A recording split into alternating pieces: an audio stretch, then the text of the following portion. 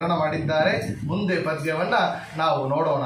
ಆ ಒಂದು ಪದ್ಯದಲ್ಲಿ ಆ ಪ್ರಹ್ಲಾದ ರಾಜರಿಗೆ ಏನೇನು ರೀತಿಯಲ್ಲಿ ಹಿರಣ್ಯಕಶಿಪು ಅವನ ಕೊಳ್ಳಕ್ಕೆ ಪ್ರಯತ್ನವನ್ನು ಮಾಡಿದ ಎಂಬ ವಿಷಯಗಳನ್ನು ಅಲ್ಲಿ ವರ್ಣಿಸುತ್ತಾ ಭಾಗವತ ಪುರಾಣದಲ್ಲಿ ಬಂದಿರುವ ಆ ಘಟನೆಗಳನ್ನು ಕಣ್ಣು ಮುಂದೆ ನಡೆಸಿದ್ದಾರೆ ಇಲ್ಲಿ ವಿಜಯದಾಸರು.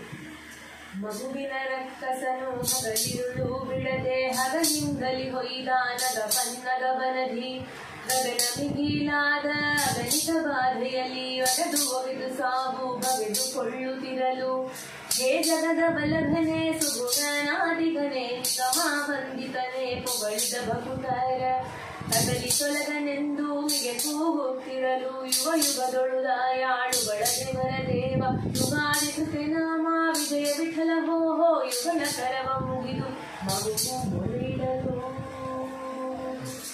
ಮಗುವು ಮೊರೆಯಿಡಲು ಮಗುವಾದ ಪ್ರಹ್ಲಾದ ರಾಜರು ಭಗವಂತನಲ್ಲಿ ಮೊರೆಯಿಟ್ಟ ಅಂತ ಹೇಳಿ ಇಲ್ಲಿ ಈ ಒಂದು ಪದ್ಯವನ್ನು ಮುಡಿಸಿದ್ದಾರೆ.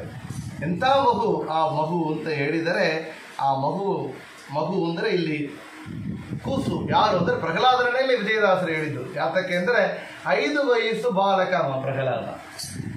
ಕೌಮಾರಂ ಆಚರೇತ್ ಅಂತ ದೈತ್ಯ ಬಾಲಕರುಗಳಿಗೆ ಉಪದೇಶವನ್ನು ಮಾಡಿದವ. ಯಾತಕ್ಕೆ ಅಂದರೆ ನಮಗೆ ಸತ್ಕಾರ್ಯವನ್ನು ಮಾಡಬೇಕಾದರೆ ವಯೋಧಿಕಾಗಿರಬೇಕು, ರಿಟೈರ್ಡ್ ಆಗಿರಬೇಕು, ಮೈಯಲ್ಲಿ ವ್ಯಾಧಿಗಳು ಬಂದು ಎಲ್ಲ ಆದ ಮೇಲೆ ಭಗವಂತನಲ್ಲಿ ಹೋಗೋಣ ಅಂತ ಪ್ರಹ್ಲಾದ ಹೇಳಿದ. ದುರ್ಲಭಂ ಮಾನುಷಂ ಜನ್ಮ, ದುರ್ಲಭ ಈ ಮಾನುಷ ಜನ್ಮ, ಅದು ಸಾಮಾನ್ಯವಾಗಿ ಸಿಕ್ಕುವುದಿಲ್ಲ. ಏಸು ಕಾಯಂಗಲ ಕಳೆದು 84 ಲಕ್ಷ ಜೀವ ರಾಶಿಯಿಂದ ದಾಟಿ ಬಂದ ಈ ಶರೀರ ಅಂತ 84 ಲಕ್ಷ ಯೋನಿಗಳಲ್ಲಿ ಮತ್ತು ಹುಟ್ಟಿ ಒಂದು ಜನ್ಮ ಮನುಷ್ಯನಾಗಿ ನಮಗೆ ಆಗಿದರೆ ಆ ಒಂದು ಮನುಷ್ಯ ಜನ್ಮವನ್ನು ನಾವು ವ್ಯರ್ಥ ಮಾಡಬಾರದು. ಕೌಮಾರಂ ಆಚರೆಯಿತು, ಸಣ್ಣ ವಯಸ್ಸಿನಿಂದ ಭಕ್ತಿಯನ್ನು ಮಾಡಬೇಕು ಅಂತ ತೋರಿಸಿಕೊಟ್ಟಿದ್ದಾರೆ. ಅಂಥ ಮಗುವಾದ ಪ್ರಹ್ಲಾದ ಹೇಳಿದರು, ಮಗುವಿನ ರಕ್ಕಸನು ಹಗಲಿರಳು ಬಿಡದೆ ಹಗಯಿಂದದಲಿ ಹೊಯ್ದು ನಗ ಬನ್ನಗ ವನದಿ ಎಂದರು. ಇಲ್ಲಿ ನಗ ಬನ್ನಕ ಅಂತ ಹೇಳಿದರೆ, ನಗ ಅಂದರೆ ಬೆಟ್ಟ, ಬನ್ನಗ ಅಂದರೆ ಹಾವು, ಬೆಟ್ಟದ ಹಾವು, ವನದಿ ಅಂದರೆ ಸಮುದ್ರ, ಗಗನ ಅಂದರೆ ಆಕಾಶ. ಇಲ್ಲಿ ಏನು ಮಾಡಿದ ಇಲ್ಲಿ ಹಿರಣ್ಯಕಶಿಪು ಅಂತ ಹೇಳಿದರೆ, ನಗ ಬನ್ನಗ ವನದಿ ಗಗನ ಮಗುವಿನ ರಕ್ಕಸನು ಹಗಲಿರಳು ಬಿಡದೆ ಹಗಯಿಂದದಲಿ ಹೊಯ್ದು ನಗ ಬನ್ನಗ ವನದಿ ಗಗನ ಮಿಗಿಲಾದ ಅಗಣಿದ ಬಾಲಿಯಲ್ಲಿ ನೆಗೆದು ಒಗದು ಸಾವು ಬಗದು ಕೊಲ್ಲುತ್ತಿರಳು. ಇಲ್ಲಿ ಹೇಳ್ತಾರೆ ನೋಡಿ, ಎಂಥ ಒಂದು ಕಾರ್ಯವನ್ನು ಮಾಡಿದ ಅಂತ. ಭಾಗವತದಲ್ಲಿ ಸಪ್ತಮ ಸ್ಕಂದದಲ್ಲಿ 8ನೇ ಅಧ್ಯಾಯದಲ್ಲಿ ಈ ವಿಷಯಗಳು ಬಂದಿದೆ. ಪ್ರಹ್ಲಾದನನ್ನ ಹಿರಣ್ಯಕಶಿಪು ಗುರುಕುಲಕ್ಕೆ ಕಳಿಸಿಕೊಟ್ಟಿದ್ದ. ಗುರುಕುಲ ಹೋಗಿದ್ದ ಪ್ರಹ್ಲಾದ ಹಾಲಿಡೇ ಟೈಮ್ಲಿ ಮನೆಗೆ ಬಂದಿದ್ದರೆ ಏನಪ್ಪ ತಿಳಿದುಕೊಂಡಿದ್ದಿ ಎಲ್ಲ ಅಭ್ಯಂಗ ಸ್ನಾನ ಮಾಡಿಸಿ ಆಭರಣಗಳನ್ನು ಹಾಕಿ ಆ ಪ್ರಹ್ಲಾದ ಮಗುವಾದ ಪುಟ್ಟ ಮಗು.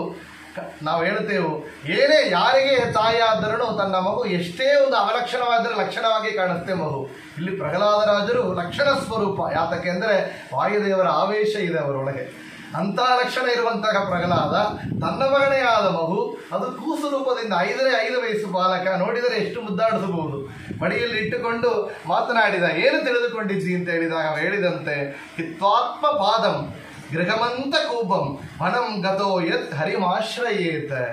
ಅಮ್ಮ, ಮನೆ ಮಕ್ಕಳು ಎಲ್ಲನ ಬಿಟ್ಟು ವನಕ್ಕೆ ಹೋಗಬೇಕು, ಹರಿಯನ್ನ ಆಶ್ರಯನ್ನು ಮಾಡಬೇಕು, ಹರಿಯನ್ನ ಭಕ್ತಿ ಮಾಡಬೇಕು ಅಂತ.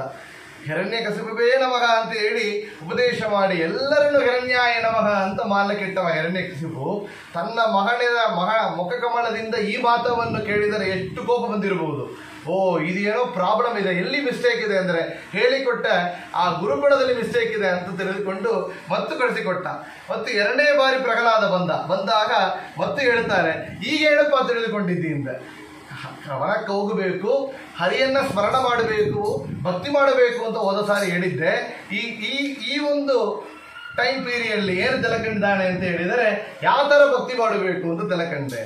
ಹೇಗೆ ನವವಿಧ ಭಕ್ತಿ ಉಂಟು, ಶ್ರವಣಂ ಕೀರ್ತನಂ ವಿಷ್ಣೋ ಸ್ಮರಣಂ ಪಾದ ಸೇವನಂ ಅರ್ಚನಂ ವಂದನಂ ದಾಸ್ಯಂ ಸಖ್ಯಮಾತ್ಮ ನಿವೇದನಂ.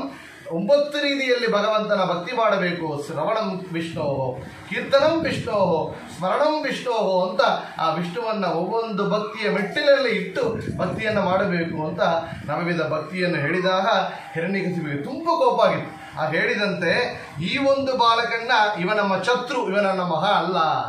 ಹೇಳಿದಂತೆ ಸರ್ವೈಹಿ ಉಪಾಯೈಹಿ ಹಂತವ್ಯ ಸಂಭೋಜ ಶಯನಾಸನೈಹಿ, ಇವನ ನಾಶ ಮಾಡಬೇಕು. ಏನು? ಸರ್ವೈಹಿ ಉಪಾಯೈಹಿ, ಏನೇನು ಉಪಾಯಗಳು ಉಂಟು ಆ ಉಪಾಯಗಳಿಂದ ಇವನ ನಾಶ ಮಾಡಿ, ಇವನ ಕೊಂದು ಬಿಡಿ ಅಂತ. ಏನೇನು ಉಪಾಯ? ನಗ ಪನ್ನಗ ವನದಿ ಎಂದರು.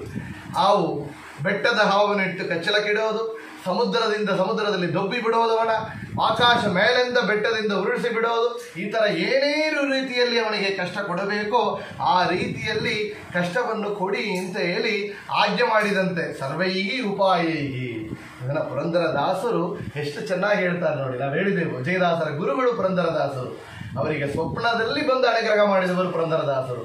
ಆಗ ತಮ್ಮ ಗುರುಗಳಾದ ಪುರಂದರದಾಸನ ಗುರು ಪುರಂದರದಾಸರೇ ನಿಮ್ಮ ಚರಣ ಕಮಲಗೆ ವಂದಿಪೆ ಅಂತ ಹೇಳಿ ವಿಜಯದಾಸರು ಕೊಂಡಾಡುತ್ತಾರೆ ತಮ್ಮ ಗುರುಗಳಾದ ಪುರಂದರದಾಸರನ್ನ.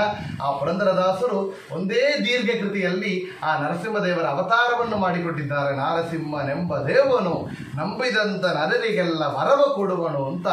ಅಂತ ನರಸಿಂಹದೇವರ ಅವತಾರ ಘಟನೆಗಳನ್ನು ಕಣ್ಣು ಮುಂದೆ ತೋರಿಸಿದವರು ಪುರಂದರದಾಸರು. ಅವರು ಈ ಪ್ರಹ್ಲಾದನಿಗೆ ಯಾವ ಯಾವ ರೀತಿಯಲ್ಲಿ ಏನೇನು ಉಪಾಯಗಳನ್ನು ಇಟ್ಟು ಆ ಹಿರಣ್ಯಕಶಿಪು ತಂತ್ರವನ್ನು ಕೊಟ್ಟ, ಹೇಗೆ ಅವನ ಕೊಲ್ಲಕ್ಕೆ ಪ್ರಯತ್ನವನ್ನು ಮಾಡಿದ ಎಂಬನ ಈ ಒಂದು ವಿಷಯಗಳನ್ನು ಪುರಂದರದಾಸರು ಹಾಡುಗಳಿಂದ ನಾವು ತಿಳಿಯೋಣ. ಸುತ್ತ ಜನರ ಕಲಿಸಿ ಬೇಗದಿ ಅಸುರ ತನ್ನ ಸುತನ ಕೊಲ್ಲಿಸಬೇಕು ಎಂದಾಗ, ಸುತ್ತ ಜನರ ಕಲಿಸಿ ಬೇಗದಿ ಅಸುರ ತನ್ನ ಸುತನ ಕೊಲ್ಲಿಸಬೇಕು ಎಂದಾಗ, ಅಟ್ಟ ಅಡವಿಯೊಳು ವಿಷವನ್ನಿಟ್ಟು ಭೋಜನಗಳ ಮಾಡಿ ಹರಿಯ ಸ್ಮರಣೆ ಮಾತ್ರದಿಂದ ಭುಂಜಿ ತಿಳಿದ ಗಟ್ಟಿ. ಹಾಗೆ ನಾರಸಿಂಹನೆಂಬ ದೇವನು ನಂಬಿದಂಥ ನರರಿಗೆಲ್ಲ ವರವ ಅಂಬುಧಿಯೊಳು ಮಗನ ಮಲಗಿಸಿ ಮೇಲೆ ದೊಡ್ಡ ಬೆಟ್ಟವನ್ನು ಇಟ್ಟು ಬನ್ನಿರೋ. ಅಂಬುಧಿಯೊಳು ಮಗನ ಮಲಗಿಸಿ ಮೇಲೆ ದೊಡ್ಡ ಬೆಟ್ಟವನ್ನು ಇಟ್ಟು ಬನ್ನಿರೋ. ಹರಿಯ ಕೃಪಗೆ ವಶನಾದ ಕರಣನೆಂದ ವರುಣದೇವ ಮರಣಗಿಲ್ಲದ ಹಾಗೆ ಮಾಡಿ ಮನೆಗೆ ಕೊಟ್ಟು ಕಳುಹಿದನು. ನಾರಸಿಂಹನೆಂಬ ದೇವನು ನಂಬಿದಂಥ ನರರಿಗೆಲ್ಲ ವರವ ಕೊಡುವನು.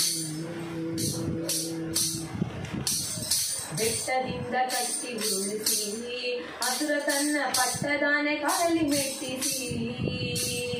ಬೆಟ್ಟದಿಂದ ಕಟ್ಟಿ ಉರುಳಿಸಿ ಅಸುರ ತನ್ನ ಪಟ್ಟದಾನೆ ಕಾಲಲ್ಲಿ ಮೆಟ್ಟಿಸಿ.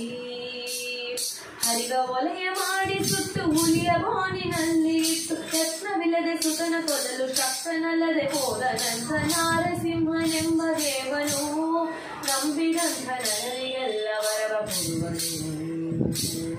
ನಾರಸಿಂಹನೆಂಬ ದೇವನು ನಂಬಿದಂಥ ನರರಿಗೆಲ್ಲ ವರವ ಕೊಡುವನು.